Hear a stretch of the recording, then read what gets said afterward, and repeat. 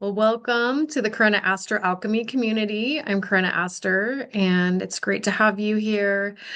I am going to be talking about the Chinese astrology and the Sidereal astrology today. So, yeah, just for those of you who are new to my channel or that haven't been here in a while, I don't do Western astrology anymore. I have decided that, the sidereal astrology resonates for me, and I see the truth in it all the time, including that currently the moon is in Scorpio, and it was yesterday as well. And it is debilitated when the moon is in Scorpio, and I definitely was feeling extremely emotional yesterday. And I was down for a walk by the river to, help myself to kind of ground. And the being near the water is typically really helpful, and it was really still quite a struggle to release some grief I was having. So yeah, just so you know, if you're feeling emotional, that is probably what's coming up. Remember, the moon is reflects the collective, so it does affect all of us. So even if you're like, I don't have moon in Cancer or strong any Cancer placements that are strong in your chart, that's it really doesn't matter because we're all affected by the moon. So just wanted to make that clear. I know one of my clients was asking me that recently, and it was a great question. So yeah, and I don't want to repeat myself too much, but we have been in so many changes and we're continuing to be in the midst of a very fast-paced changing world, as we're all well aware. And I hope that, this will help explain some of the things that we are going through and that we may continue to see. So we just are a couple of days after the full moon. I'm kind of glad that I wasn't able to get in here to share with you because I would have been like, oh, now I need to share again. Because I had researched some more things and just fast forwarding a few days, here we are with some more energies that I really want to share. So it is the 16th of April as of this recording, but I want to rewind us just a tiny bit to say, again, I won't repeat all of what I shared in my last video, so you may want to check that one out for the earlier April energies. But I will briefly share the Chinese astrology once again, just for the month, because we did start the month on April 4th. It always starts about the 4th or the 5th of each month. And so we're in the Yang Metal Dragon energy. Dragons, once again, I talked about this all last year. We were in a dragon year. We're in the snake year now, but so the dragons are very passionate. They are very ambitious. They can be a little hot-headed. They can definitely, yeah, be a little, yeah, self-righteous, and but they are very hard workers. They also like to be leaders. They are very independent. Sometimes that's one of their downfalls. So this month we may be feeling some of these energies. So if you are feeling a little bit of angstiness, every year in April is the month of the dragon. It's interesting because as a Chinese medical practitioner as well, we always get the yang energies rising in the spring. And for those of us in the northern hemisphere, we're having that in April. And yeah, so with that spring energy, that yang energy rising, it can come up into the head. It can cause us actually to have that flare up of anger. And that is something that a lot of us deal with. So it is very kind of dragon-like, interestingly enough. Another aspect of the yang energy rising that I've been seeing more often is headaches. So just know if you're like, I have been having headaches, I don't normally have them. Sometimes in the spring, that is something that can flare up. It can also, of course, be from different imbalances. It's very important to keep a little bit more cooling foods in your diet during this month. So I really recommend some fresh salads if you don't have severe gut issues. If you're able to have raw, you can always keep on some, steamed veggies or however baked or whatever as well. So, but yeah, the fresh greens, like especially things like cucumbers, and yes, different leafy greens, they're very cooling and can help the body. For those of you that like garlic, I would be very wary of using very much garlic during this time. Definitely try to cut back a little bit, especially if you are finding that you are having a little bit of a flare up in your temper. Or just any spices in general, if you're doing a lot of really hot, spicy foods. try to back that down if you're noticing like I'm getting angered way too easily. And I definitely love my spicy. I don't overdo it typically, but yeah, this is a time when I'm trying to cut back because I was noticing I was getting a little angry more easily. So that is something that I'm trying to keep in mind now too. And I know that's not fun for those of us that like to have our spicy burritos and, Mexican food or whatever. So anyway, little side note, I like to sometimes go off on these tangents for, our health and well-being. I used to do a lot more blogs and information videos regarding that. So I am going to keep bringing that back in here and there, as I think that is going to be really helpful for us to understand how to navigate and to stay healthy in mind, body, spirit. And, my business is all about balancing ourselves, and I have the four pillars that I teach people about healing themselves with, and that's the mindset, the body, energy. And so when I'm talking about working with our energy alchemy, I'm talking about astrology, as well as I'm talking about, being an empath or sensitive. Pretty much most of my clients tend to fall in that category, or, they're at least very um, responsive to those kinds of people, individuals, if they aren't those. So, and then the fourth one is know thyself, is my fourth pillar. So I do a lot of empowerment coaching to help people to know themselves better in terms of like learning, good conscious communication, good boundaries, learning to shift beliefs and such things like that. So anyway, I am gonna get back to the astrology now. So yeah, basically we just came out of this full moon, and we are yeah, we're just a couple days outside of it, but I do want to share that we had this full moon, and then no, it was on the same day. Sorry, just trying to remember for a moment. So we had a really big conjunction that happened. It was the Saturn and Rahu conjunction at 1 degree that happened on the full moon. That was Saturday the 12th. I actually did a full moon ceremony. It was really wonderful. And I want to say quite a bit on this Saturn Rahu conjunction. So we actually started feeling this conjunction a month ago, and we'll keep feeling this for another month. So not only did I talk about in the last video that we had the full moon energies at play, excuse me, the full moon. Well, yes, there was, sorry, not in the last video. I meant to say the eclipse energies. Okay. So I've been talking about the eclipse energies for a while, right? We've been in eclipse season. So, and we are actually still at the very tail end of that. And actually, as I had mentioned in last video as well, we will be feeling all the after effects of an eclipse 6 months afterwards. So things that are supposed to happen, things that come in, things that end, they will continue to trickle out and happen over a 6 month period. So for me, looking over my lifespan as I've been in different relationships over the years, that's one thing I've noticed is after an eclipse, it will be, sometimes weeks or months later that I will actually have the breakup. Those eclipses will help motivate those changes to happen. That also has been, the ending of jobs and, moving out of a career, or, yeah, moving just out of a job completely, or something, or career completely as well. So, those often again happen very shortly after those eclipses. And again, it may not be in that eclipse window season during that 3 weeks before the first eclipse and that 3 weeks afterwards, but it will happen in that 6 months following. So just notice that there are a lot of big factors playing into the world and into our inner world. And these transformations are going to continue to be pretty big. So I just really want us to all remember to take really great care of ourselves right now. So this is a great time to get therapy, to get coaching, to do the things that you enjoy. Do you like to walk? Do you like to do yoga? Do you like to meditate? Whatever it is that is pleasing for you. Putting on some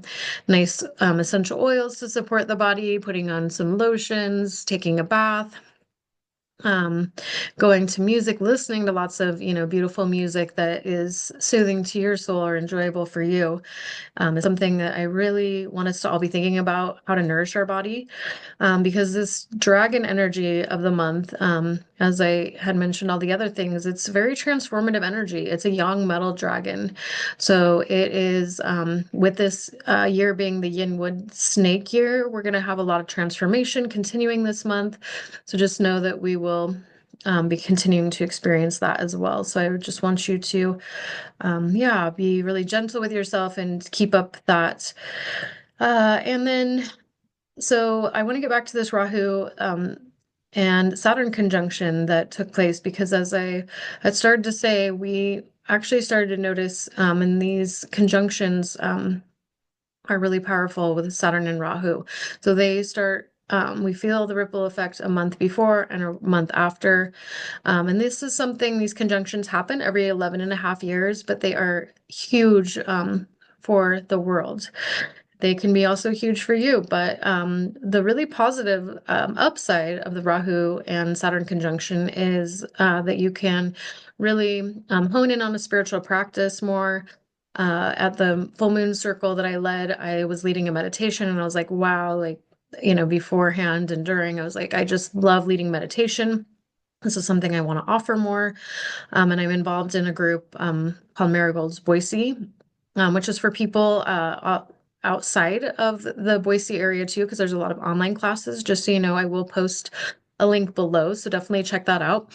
Um, for a community to come into. It's a spiritual community, but yeah, I teach classes there, and there's a lot of other, amazing wisdom teachers that are teaching things on, meditation, numerology, animal communication, anything you name it. So I'm going to be having some classes on the Chinese astrology there, Chinese medicine, conscious communication, so many different subjects. So, anyway, it's a really lovely community. But now I'm trying to remember why I was sharing that. Oh, yes, the spiritual practices. So, yeah, I just really want to encourage that if you have, since Saturday, or even again since the last month, and in the next month going forward, if you were like, wow, I'm really feeling called to the spiritual practice, or you go do something, you do breath work, and you're like, wow, this was just so nourishing to my soul, like so amazing, so deep and profound. Really go after that and do more of that. Because this is the time to really, get some really big breakthroughs in this area, and, it's going to serve you and lead you, in a really positive direction. So, I'm excited for you and whatever spiritual practice that you are leaning into. On the other hand, Rahu is like this, voracious appetite. It's wanting more and more and more. It's, desirous of anything and everything, and it can be very greedy and lustful and such kinds of things, right? And so it really is like this out of bounds, out of control energy that's just very reckless and, really without care for ourselves or for others. And so when it comes together with Saturn, the other malefic, they're both called malefics. They, really can cause a lot of disruption. And so, one of the ways that they can also show up is, they can help you to really want to dive into the hard work and really stick to it. But on the other hand, they could also be like, hey, let's try to find the shortcut. Rahu wants you to take that shortcut. And, so just know that, uh, and I say that mainly too because we've got those two planets in Pisces. And so,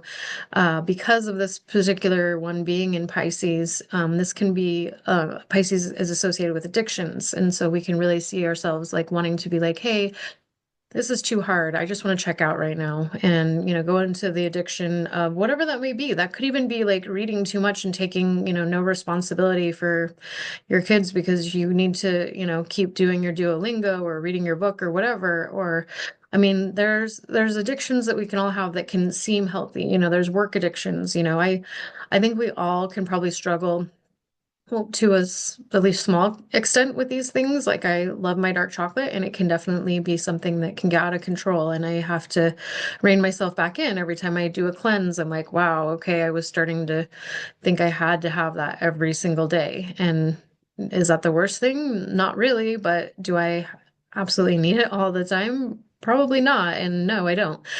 I come to find out. So anyway, that's just an example, but the other big thing about these malefics coming together, well, several things. So they also represent that there will be a lot more earthquake activity in the world, volcanic activity. We can have typhoons, floods, storms of any kind. So Rahu rules storms. Yeah, so some of these planets, they also rule electricity, technology. There will be scientific breakthroughs that will happen during this time. So there can be really positive things in these different areas. I foresee something very positive happening with the oceans and a scientific breakthrough there. So maybe some way in which they can clean up the oceans even better, which is really beautiful. Again, there could be scientific breakthroughs that are really amazing for our spiritual growth, because again, it's the sign of Pisces, we're spicy Pisces. We could just, yeah, maybe find more ways of, I would guess that there's going to be a lot of scientific breakthroughs on things to do with different technologies that are, like the scalar wave technologies that we're seeing in these EES, the energy enhancement system rooms, and the different, all these different, yeah, frequency devices. Yeah, I could go on and on about all these different things. So we're going to keep seeing more breakthroughs. So that's really exciting. On the other hand, again, some of the downsides are more of these issues with possible war, with possible things like a lot more protests. We're already seeing some of these things, right? Assassination attempts, geopolitical issues. There's going to be things that are going to be related to refugees, to xenophobia, to racism, to violence. Some of these things that are really just horrible things that we unfortunately have to see that are still going on in our world. So I think this is also an incredible period of time to not only work on your own spiritual practice, but to, maybe have a daily practice where you are praying for the world. I've been saying for a while, and I try to do this. I definitely am not the best at doing it every day, but I was trying to do the 555, pray for world peace. It could be any time for you. Like, and I'm just trying to get in the habit of being like, okay, yeah, it's 111 is, maybe I make a wish for myself at that time, but maybe at, 111 today, I've already, put that energy in, and it's like, oh yeah, no, it's an angel number. I want to pray for the world right now. So, it's a good thing we all can help one another out with. So something to think about, and I would incorporate that in if you feel called to. We just got out of our Venus retrograde cycle too. So really big deal. That just happened on the 12th, which was also again the full moon. So wow. Yeah, we just ended not only did Venus retrograde end, but this was a really huge deal because this was the end of an 8-year cycle. So if you can go back to I remember if that was, I believe, 2017. We can start to see a cycle related to love. And so if you are too young or you haven't been in a loving, excuse me, not loving, but it could be loving or not loving, but a love relationship, it could also just be related to our own self-love. So we can look back and see what kind of breakthroughs that we've been having, as well as this could be related to like beauty things and how things have shifted in your world in regards to that, or in regards to your values. Okay, the values is also ruled by Pisces, excuse me, Venus. All right, so yeah, we had this full moon was also hang on one sec, I need to take a look at my notes. It was also the ending of a 6-month cycle, because we have been in this process of for the last 6 months, all the full moons were at 29 degrees. So this last one was 29 degrees of Virgo. So we had this whole 6-month period of this, and that was the last one. So 29 degrees is ending. So we really are ending something. And I am very excited about that. And so, yeah, it'll be really interesting to see how things shift going forward.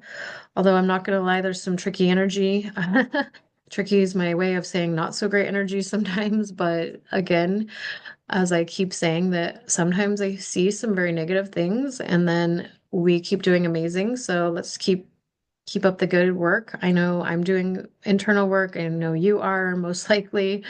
The people that watch my channel are the people that are out there, being self-reflective, doing their therapy or coaching or journaling and really being thoughtful and looking at the shadows that we all have and working through them. It's a big time in the world and for ourselves and we all have a lot of work to do. So I think we're doing it. Great job. Keep it up. We also did just get out of the Mercury retrograde cycle. And that was ended on the 7th of April. We are just at the very tail end of the shadow period, so we're not 100% out of it in this very moment of this video, but we're getting super close. So just know that that is something else to note. But also, as of today, we also have this Neptune conjunct Mercury exact. So we have been in this Pisces stellium for a while.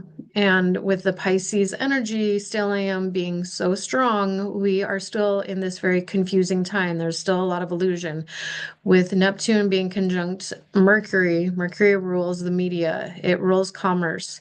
So there is some kind of illusion, something that is being hidden from us all regarding how things are going to move forward with, again, for those of us in America, most of you probably are. Um, we're having these trade wars, but this is affecting a lot of places in the world, right? So, yeah, so this is definitely a time when it can seem very confusing. I would not trust what you're hearing, and I don't care if you're on alternative media or mainstream media. I don't ever trust mainstream, but I definitely don't always trust alternative either. So, just saying, this is going to be a time when things are going to continue to be very blurry. Again, let's just lean into our spiritual practices and then also just kind of treat this time a little bit still like this Mercury retrograde cycle. We may not be as I wouldn't say that you have to be like, oh, avoid contracts necessarily or those sorts of things, but just know that you really want to read through the fine details very carefully, really listen carefully, try not to make assumptions, have those conversations with people in person rather than, trying to text things, and that which is never a good idea anyway, right? So, yeah, let's all, just do our part with that. And I will be back to talk about the new moon. The new moon will be in Aries, and we had the sun just move into Aries on the 14th of April. So we'll be having this really powerful new beginning energy, which is pretty going to be pretty explosive. I'm hoping in a positive way for us individually and also collectively because we'll also have this Pluto and Mars opposition. It'll be beginning actually a day or two before, but and then Lilith is also going to be square to Mars and Pluto for this new moon. So it'll be interesting, but I will share more about that coming up. But yeah, I think it's going to be a huge time to set some new, really potent goals. So let those start to percolate in. And I will be back to share about that, if not sooner. And so thank you for being here. Thank you for liking. Thank you for subscribing. Please leave me a comment below. Share this with a friend. As always, like really, these things do help my channel. They really help me to know that my message means something to you and that you're willing to listen. So I see a lot of people that watch my channel and that aren't liking it or subscribing or commenting. And even if you don't know what to say, just say thanks or something. Or you can argue with me if you want. No, I'm just kidding. I really don't really want arguments. But yeah, no, I'm just trying to be silly. I would love to hear from you though. Like, how are you doing? What are your thoughts? What are you noticing? Yeah, I'm curious what the energies have been bringing for you. Hope you made it through the eclipse energies okay. Again, I think many of us are tending to some wounds, and that would be also myself included. So, sending you lots of love, and I will be back shortly. Again, thank you so much for being here, and thank you for your subscribes, for your likes. Have a beautiful day. We'll talk soon.